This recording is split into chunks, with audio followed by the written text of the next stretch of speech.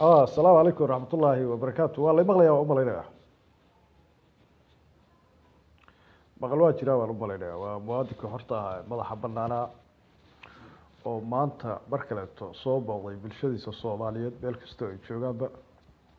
سودو هذا إن شاء الله تعالى بإذن الله الكريم. سودو هذا مانتا موضوعي إن شاء الله تعالى وطلب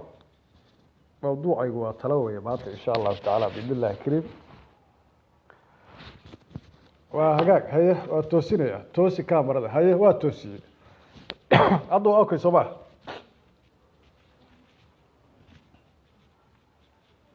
أضو توصلتها صباح قبل قبل وأكون توصلتها في ليا هدرتان.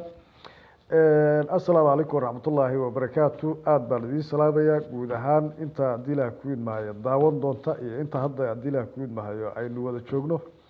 يجودهان شعب الصومالي ذلك استوى شغبه aad iyo aad baan idin salaamaya. waa muwaadinka xorta ah madaxa banaana ee Soomaaliyeed ee mar walba wadanta iyo maslaxada ummadda Soomaaliyeed wixii adiila ku yimaaday kartidiisa ama karaankiisa la wadaagi jiray mar walba waxa midnimada iyo wada jirku u yahay adiila ku yimaaday ka hadli jiray insha Allah taala intii u bay maanta noqonaysa hadii Allah wada leh ogolaado. Cabdiladiif waa ku salaamay dhamaantii waa idin salaamay insha Allah taala sideedaba hal mar baan salaanta ridiyaa wixii ka dambeeyana mawduucan galaa marka wad mahadsantiin dhamaantiin. maanta waxaan u soo galay waxa weeyaan aan doonayo inaan ummadda Soomaaliyeed la wadaago khaasatan ummadda Soomaaliyeed ee Soomaali galbeed baan doonayaa insha Allah taala inaan la wadaago. marka ugu horeysa waxaan la wadaagayaa dareenka xanuunka badan iyo dhibaatada ku socota ee hadii la ku maxsuuqa ah ee ummadda Soomaaliyeed ee walaalaheena lagu hayo guryahoodii iyo beertoodii iyo bartoodii iyo daaqoodii iyo dhulkoodiiba intaba hadii la ku yimaaday xasuuqa lagu hayo ee laga barakiciyay ee hooyooyinka lagu gablamiyay ee walaalaha gabdhaha Soomaaliyeed asayda loogu saaray ee aabayaasha Soomaaliyeed lagu gablamiyay insha Allah taala waa laga bixi doonaa hadii Allah wada ogolaado midnimo iyo wada jir baana lagaga baxaa. inta waxaan u leeyahay taariikhdu waa in ayadu hadii la ku yimaayo macallin ku noqotaa oo ay duruus ku noqotaa. su'aasha marka aan maanta fidinayo waxay tahay dadka Soomaaliyeed la wadaagay khaasatan dadka Soomaali galbeed aan la wadaagayo waxay tahay taariikhdu macallin ma noo noqotay oo taariikhdu macallin ma noo noqotay maxaa yeelay wax ma ka baranay 1991 burburkii Itobiya wax ma ka baranay xaaladda iyada wax ma ka baranay maanta Soomaaliyeenkii ma u egtahay asaga ahaa oo taariikhda asada ahayd maanta ma u egtahay. waxa loo baahan yahay in waxyaabo badan la eego wax badan la fiiriyo xaaladda la eego casharkii hore ku soo baray aad wax ku qaybsato ayaa aad u wanaagsan. sidaa daradeed Itobiya markii ay burburtay 1991 masiirka ummadda Soomaaliyeed ee Soomaali galbeed waxa uu ku dhumay waxay ahayd kala qaybsanaanta bay ahayd kala qaybsanaanta ummadda Soomaali galbeed bay ahayd oo waxa iskhilaafay jamhadii wslf iyo onlf baa iskhilaafay. onlfna ay markaa tiri Tigray baan wax la qaybsanaynaa wslfna hadii la ku yimaaday labadoodana laba issue ay kala wateen labadooda issue-na ay isdiideen oo laba urur ay isu arkeen aysan isu arkin inay yihiin isku adaf inay yihiin isku dan inay yihiin hadii la ku yimaaday waxa ay wada doonayaan badbaadinta ummadda Soomaaliyeed ee hadii la ku yimaaday Soomaali galbeed badbaadinteeda iyo xornimo gaarsiinteeda iyo madax banaanideeda. Constitution-ka Itobiya wuxuu qorayay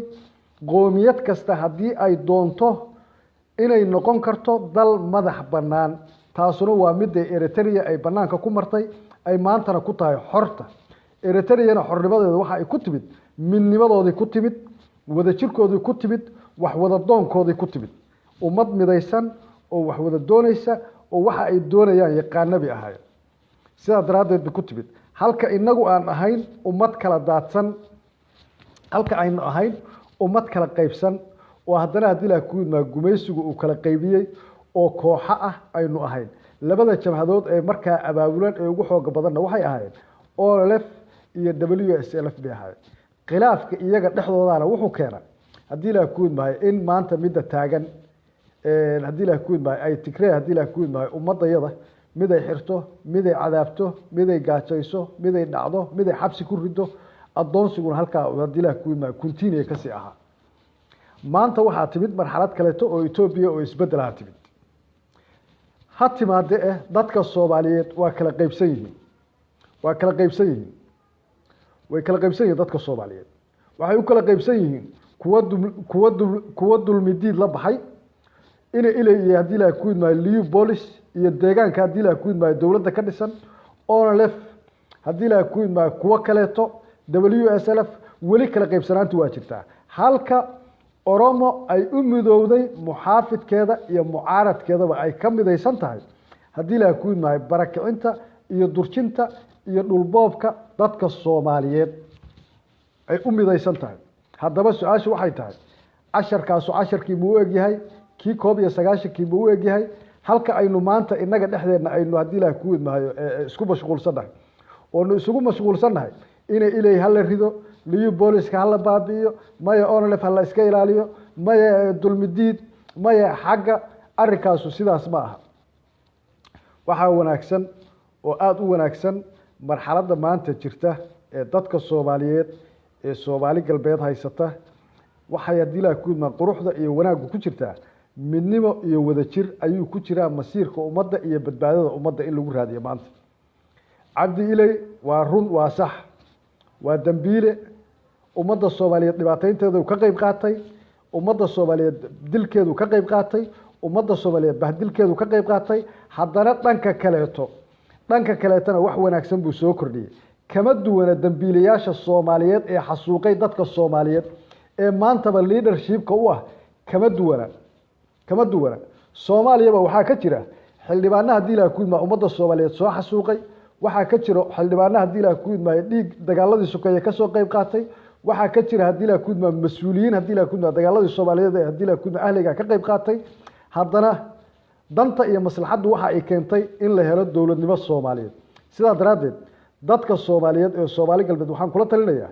cabdi ilaygiina haysta liyu booliskiina haysta awoodiina isu geysta waxna wada yeesha una diyaar garooba masiirka ummadda Soomaaliyeed ee Soomaali galbeed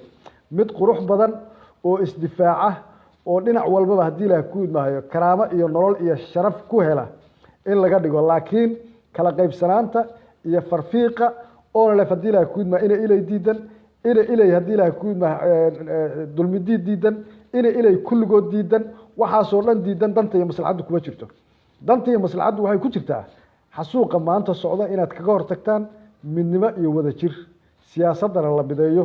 hadii Ilaahay ku imaa awoodana la mideeyo taladana la mideeyo cududana la mideeyo sidaasna hadii Ilaahay ku imaayo qoomiyadaha kale ee Itobiya lagu la xisaabtamo xuquuq fara badan baa ku maqan Itobiya xuquuqdii dawliga ahayd baa ku maqan tii federaalka ahayd baa ku maqan tii sharafka ahayd baa ku maqan tii karaamada ahayd baa ku maqan wax walba oo hadii Ilaahay ku imaa dadkaas lahaa way maqan yihiin waxayna ku maqan yihiin kala qaybsanaanteed waxaana laga sii shaqeynayaa sidii loo promote gareyn lahaa loo horumarin lahaa kala qaybsanaanta dadka Soomaaliyeed ee hadii Ilaahay ku imaa Soomaali galbeed processkaas waa socdaa dadka Soomaaliyeed marka waxaan leeyahay baraaruga dadka Soomaaliyeedu baraaruga oo u baraaruga hadii Ilaahay ku imaa midnimo u baraaruga fursadan maanta taala midnimo hadii Ilaahay ku imaa lagaga miro dhilan karaa lagagama miro dhilan karo wixii shalay laga soo gudbay in dib loo raaco Soomaalidu waxay tiraahdaa raad arooriyo dib loo raaco wixii dhintay Sooma noqon doonaan ilay intuu xasuuqay ma soo noqon doonaan mana soo noolayn doontaan nafna sooma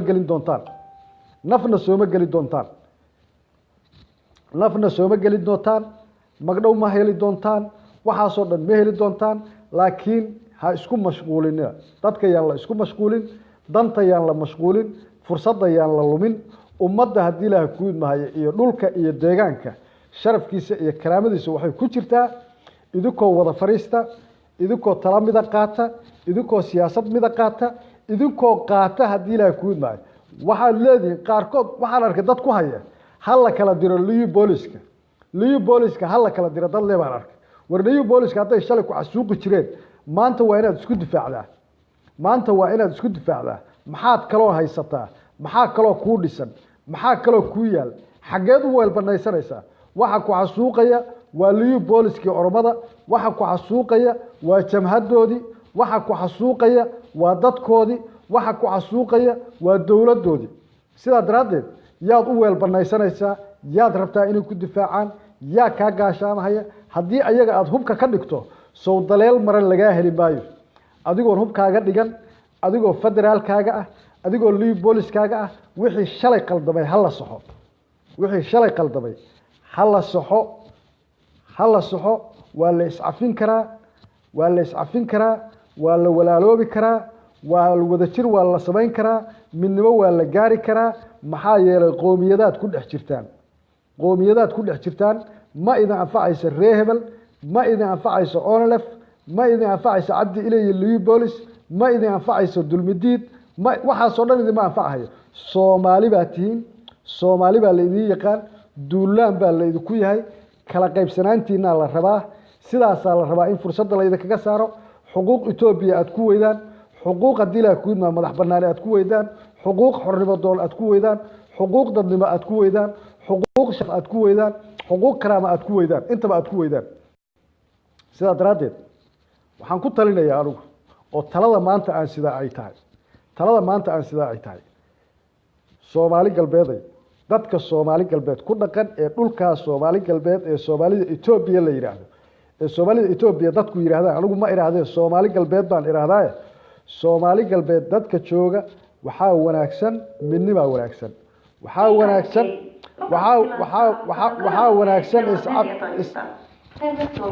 waxa wanaagsan iscafin baa wanaagsan waxa wanaagsan talamidaha wanaagsan waxa wanaagsan waxa aad haysataan waxa maanta aad haysataan oo ama ciidan ah ama maamul ah ama hanti ah ama maal ah oo ilaahayo dadka Soomaaliyeed baa iska leh in loogu tago lagula xisaabtamo laga qaato hadii la doono laga qaato laakiin aan lagu raadin hadii Ilaahay ku idmaayo oo yiri kii dilay baa u dooday nabad bayaa u dooray kii dilay baa u dooday nabad bayaa u dooray war marka loo dacwoonayo federaalka aad u dacwoonaysaan oo Itobiya u dacwoonaysaan waxa ka wanaagsan inaad gudihiina isu dacwootaan Soomaalidu gudaheeda inay isu dacwooto inay ayadu isu kordhigato inay ayadu isu talabadsato inay ayadu gudaheeda hadii la ku idmaa xalka ka raadiso maxaa yeelay waa qoomiyado weey wax la xisaabtamaysaan waa qoomiyado weey ma aha qoys iyo qabiil iyo jifa iyo hadii la ku idmaa reer midna ma ah qoomiyado weey wax la xisaabtamaysaan ballaaran oo weyn oo dawladda oo calal leh oo hadii la ku idmaa nidaam la weey wax la xisaabtamaysaan oo aan idin rabin sida daraadeed waa inaad la timaadaan kartidii aad kaga mid noqon lahaydeen hadii laga mid ahaanayo kartidii aad kaga mid noqon lahaydeen waa inaan la nimaadnaa oo kaga mid noqon lahayd oo aan hadii la ku idmaayo cadkayaga iyo sharafkayaga iyo xuquuqdeedayada iyo karaamadayadana aan ku qaadan lahayn isagana difaaci lahayn taasuna waa midnimada way wax kale ma aha taasuna waa midnimada wax kale ma aha onlf ma aha ilay ma aha hadii la ku idmaayo dulmidiid ma aha wixii lamida ma aha fara isku fiiqna ma aha wixii shalay tagay waa tagay laakiin waxa maanta yaala ka daran waad xasuusataan 1991 burburkii Itobiya iyo Tigray waad xasuusataan wslf iyo hadii la ku idmaa onlf waad xasuusataan xaaladoodii iyo halkii ay kala taagnaayeen iyo sida uu uga faa'iideystay Tigray uga faa'iideystay oo midba mar uu cunay wslf waad ogeedeen xasuuqii lagu bilaabay onlf waa fiirsanaysa maxaa yeelay waxa islayd adiga dan ku kordhaysaaba islayd maxaa ku xigay onlf laftirkeeda in dab la geliyay duurka la geliyay xasuuq lagu bilaabay ummadii la xasuuqay ilay soo baxay kuwa ka daran soo baxeen liu bolis soo baxeen kuwa ka sii xun ay soo baxeen waxa soo dhan baa yimid haddana tiiyaan dhabihiyaan la qaadin maanta dhabihiyaan la qaadin fursad baa jirta waa la midoobi karaa talo waa la yeelan karaa waa la isaf garan karaa waxba la wada qabsan karaa xuquuqda ayadoo la midaysan iyo wada jir la yahay baa la dooran karaa asaagin iyo dhigin way waxa idin la dagaalamaya oo aan kala harin oo wada socda ma oromaad ka liidataan muxaafidkeedii iyo dawladeedii iyo siyaasigeedii iyo jamhadkeedii waa iyaga maanta wada jooga oo isku guriga fadhiya oo hubkoodii la soo galay oo Soomaali lagu soo jeeyay miyaad ka liidataan ما كعقل حنتين ما كدمير ليدتان ميان كدمير ليدنا ما كما دمير ليدنا وين إنديون وين تا أركان وين أرمو كذي الدولة دكتشري هي كذي جمهات كأها هي كذي الدولة دجان كأها أنتم بوان بديسيهين وأنا ولا له طلب مذهين عليهين وأنا قاستين محا أنك الصومالية نودي محا أنك الصومالية نودي ذي أو سقو مشغولين وأنا نقول سوء أجرين أيضا يجين نقول قليو أو مساره يفاس يجودن يجروين نلكود لها أيضا حبض نلو قروي حبض أيضا لو قروي أو فاس يجروين يبدل لوجود لها لوجود لها سيد هذه لا كود ما جوري أساس كاللوقضي جوري أساس لوقضي إلا الجري يقف بالعادة جروين لوجود لها واحد شركة وكجل اليدوي مين أركينه يدين مقرن waxaan leeyahay dadka Soomaali galbeedo waxaan leeyahay midooba wada hadla wada fariista talada iyo cududda iyo siyaasadda hal mideeyo caloosha weyn ee qoomiyadaha ee lala xisaabtamayo jifana ma aha qoysna ma aha Soomaalida halka deganna waa Soomaali waana hal qabiil weey sida daraadeed talada iyo aqliga iyo siyaasadda iyo garashada iyo awoodda intaba in la mideeyo ayaa maanta lagu badbaadi karaa fursad baana taala fursadaas aysan noqonin madax adaygii 1991 madax adaygii 1991 yuusan noqonin ee fursadda ka saartay mustaqbalkii iyo masiirkii ummadda Soomaali galbeed ka saartay yuusan noqonin oo taladii naga hoostay yuusan maantana hoosin fursadaas maanta waa taala qaabkii loo fakaro ayayna noqon doontaa qaab qaldan oo ah dhabaha hadda lagu socdo ee ah far isku fiiqa ee ina ilay iyo hadii la kuma liu police iyo onlf iyo wslf iyo hadii la kuma dulmidiid Addis Ababa fadhiya caano kuma keeni doonto ma ku keeni doonto caano waxay ku keenaysaa jab waxay ku keenaysaa naasabeel waxay ku keenaysaa haantoolay mustaqbalkuna wuxuu gali doonaa haan iyo gadow aan laga soo qaban doonin iyo ceel dheer buu gali doonaa talada marka aan maanta bixinayo waa taas damiirkaana isiiyey inaan hadii la ku la fadhiyi waayo xaaladda jirta markay ii muuqatay iyo sida dadkaygu yahay waxaan ka codsanayaa qof walba oo Soomaaliya inuu arrinkaas hadii la ku sida u garto sida uu kaga qayb qaadan karo uu kaga qayb qaato sidii hadii la ku dadka Soomaaliyeed ee maanta xasuuqa iyo khatarta weyn dhex taagan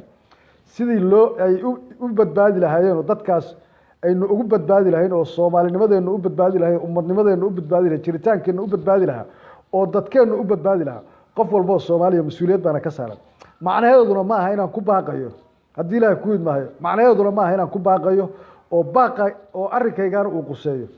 inaan leeyahay hadii la ku idmaayo dagaal iyo duulaan Oromo hal la qaado ma aha macnuhu noocaas dagaal iyo duulaan Oromo hal la qaado ma aha macnaheedu waxa weeye hal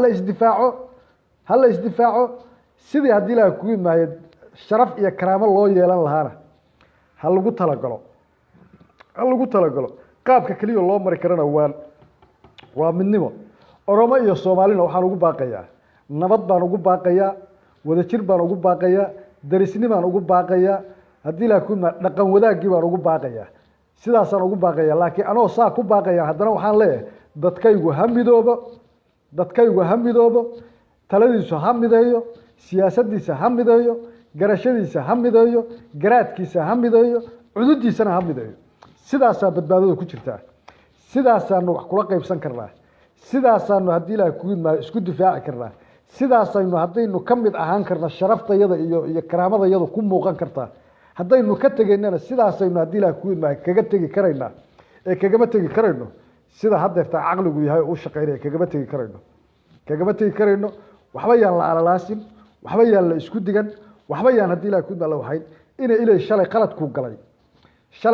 galay iyo dadku laayay iyo ummaddu xasuuqay wallahi saaka naf ku soo celin karin kuwa nool in loo taliyaa muhiim kuwa nool iyo hantida taala iyo dhulka iyo ciidda iyo sharafka iyo karaamada in loo taliyaa muhiim ah kuwa dhintayna aynu hadii la ku ilaahay u barino inuu u naxariisto halana la iscafiyo marxaladeedana ha laga xisaabtamo waqtiga hadda laga xisaabtami lahaa hadda ma aha right now ma aha wax ka weyn baa yaala ilay liyu bolis wax ka weyn baa yaala liyu boliskiina hadii la ku idmaayo dishibiliinkooda inta dib u dhisataan dadnimadooda dib u dhisataan Soomaalinimadooda dib u dhisataan wacyigelin lagu sameeyo inay Soomaali yihiin la baro inay cududii dalkan yihiin la baro inay difaaca ummadan yihiin la baro inay dadkooda yihiin la baro in ayaga hadii la ku idmaayo maanta la isku ilaaliyaa muhiim ah waa cudud jirta cudud baana ku dul taagan meel kale oo u weel banaystana ma jirto Soomaalidu waxay ku maahmaada mira guntiga kuugu jira mira geed saaran looma daadiyo mira guntiga kuugu jira mira geed saaran looma daadiyo liyu bolis waxay ahaayeenba maanta waxay ahaayeenba adiga iyo ayaga Oromo maanta idima kala taqaan adiga iyo ayaga Oromo maanta idima kala taqaan labadiinaba waa idin xasuuqaysaa kan waa liyu bolis oo kuwaanu leen jiray hadii la ku idma asaga dilo kuwaan daa male kulli waa la wada xasuuqaya sida daraadeed liyu boliska akhlaaqdooda dib ha loo dhiso wacyigelin ha lagu sameeyo hal la baro inay dalkan ayagu leeyihiin dadkaanuna dadkooda yihiin inay difaacaan ay tahay haday shalay leen jireen maanta inay difaacaan in la baro intaasaan ku soo gabagabeynaya assalaamu calaykum waraxmatullaahi wabarakaatu waa aqligayga yarka waa maankayga yarka waa garashadayda yarka waa taladayda liidata cid kale iyo meel kale midna ma aha cid gaar ah wax u dhimaysa male cid gaar ah soo dhaweynaysa male cid gaar ah ku xadgudbaysa male cid gaar ah hadii la ku idma wax saa'ida siinaysa male waa sida aniga ay ila tahay way haday sax tahayna waa aniga igu eg tahay haday khalad tahayna aniga igu eg haday anfac leedahayna ummaday anfacaysa haday anfac leedahayna ummaday anfacaysa haday dhibaato leedahayna ana igu soo noqonaysa intaasaan marka ummadayda Soomaaliyeed u sheegaya hadii cid jecel inay ka qayb qaadato ay jirtana waa ku soo dhaweynaya insha Allah kaamarada soo taabto qofkii doonaya inuu ka qayb qaato Yusuf Maxamuud baa ku jira hadda Yusuf Maxamuud waa ku soo taabtay ma aqaana soo socotay in kale walaada aan ku noqdo yaa kale ku jira kaamarada Ahmed Xaaji Maxamed okay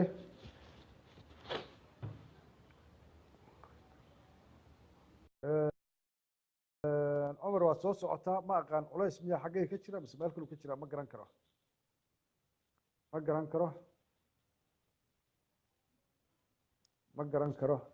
ma aqaan siba u jiraan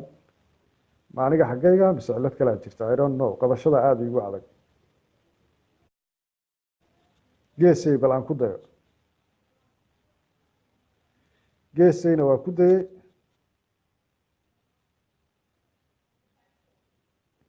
geesayna waa ku dayay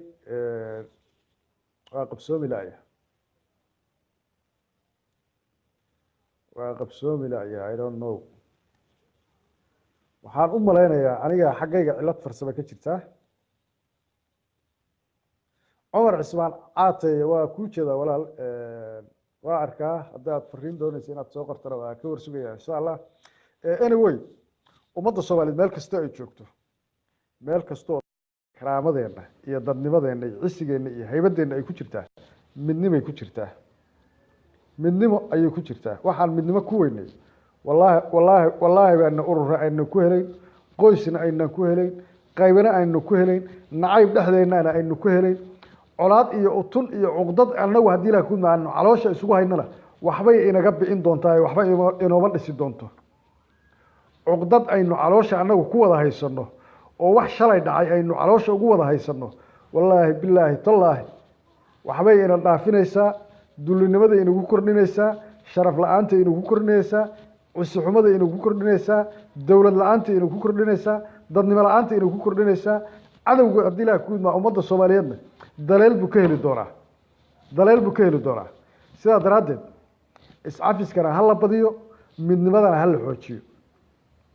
dadka Soomaaliyeed iscafiskana aynu hadii la ku idma u degdegno